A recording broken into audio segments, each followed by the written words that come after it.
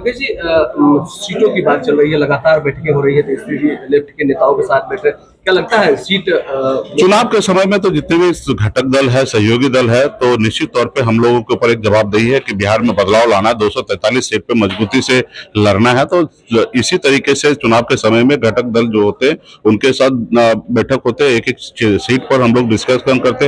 रात को 2 बजे रात तक तो हम लोग भी बैठे थे और फिर अभी थोड़ी देर के बाद हम लोग बैठेंगे। तो ये चुनाव के समय में जो पार्टी, जो गठबंधन गंभीर होते हैं तो निश्चित तौर पर उनको ज्यादा काम करना है। और हमारे साथ तो कोई अडानी अंबानी का तो सपोर्ट है नहीं, तो हम लोगों को हमारे कार्यकर्ता के दम पर, हम अपने नेता के दम पर ही चुनाव लड़ना है। तो हम लोगों को यही है जनता के बीच में एक अच्छे बेहतर पॉलिसी बनाने का, तो उस पॉलिसी के तहत हम लोग काम कर रहे हैं।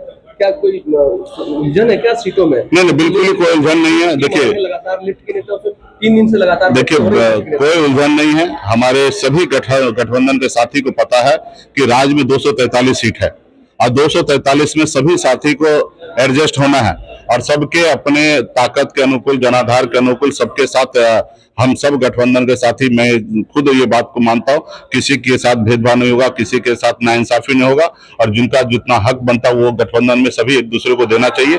यही तो हम लोगों का मूल मंत्र है। हम लोग की भी लड़ाई तो यही है, जिनकी जितनी संख्या भारी उतनी उनको हिस्सेदारी। तो ये फॉर्मूला पे तो हम लोग हमेशा जिंदगी को जीते हैं, तो भला एक दूसरे को किसी का हिस्सा लेने की तो कोई बात ही नहीं है। तो मजबूती से है, सब लोग हम लोग बैठ रहे हैं, कहीं कोई किंतु नहीं, कल प्रेस कॉन्फ्रेंस करेंगे, ये भी कल आपको क्लियर कर देंगे। सर, बिहार में चुनाव की घोषणा हो चुकी है, 2 चरण में चुनाव होने वाले हैं। जो महागठबंधन है वो कितना तैयार है?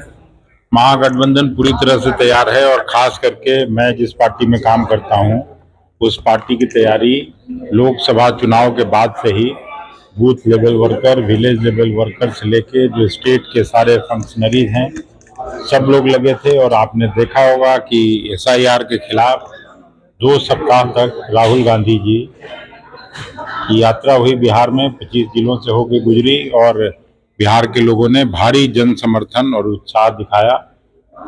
फिर उसके बाद यहाँ CWC एक्सटेंडेड मीटिंग यहाँ पे पटना में हुई, आज़ादी के बाद की वो पहली मीटिंग थी।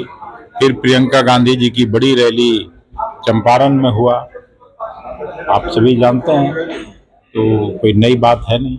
सीट शेयरिंग को लेकर महागठबंधन में क्या? सीट शेयरिंग प्राय अंतिम दौर में है।